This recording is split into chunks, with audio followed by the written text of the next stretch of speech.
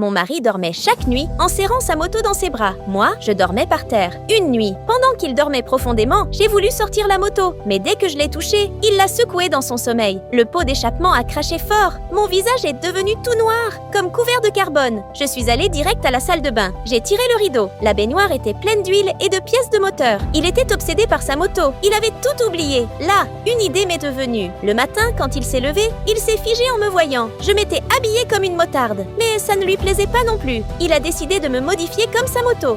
Entre les étincelles et le bruit des outils, il m'a transformée en machine. Il m'a emmenée sur la route, à toute vitesse. Bientôt, j'ai eu du mal à respirer, comme un moteur qui s'arrête. J'ai surchauffé et je me suis immobilisée. En colère, il m'a jetée en bas d'une falaise. Il allait repartir quand l'huile au sol l'a fait glisser. Il s'est retrouvé pendu au bord. À ce moment, j'ai compris. Ce mariage ne valait plus rien. Je suis partie en silence. Au bord de la mer, j'ai jeté mon alliance dans l'eau. Soudain, j'ai vu un homme. Il avait l'air brisé et fatigué, comme moi. Peut-être qu'il avait vécu la même chose. Peut-être que c'était le début d'une nouvelle histoire. Quand l'obsession roule trop vite, l'amour finit à la casse. Pour la partie 2, abonne-toi et écris partie 2 en commentaire.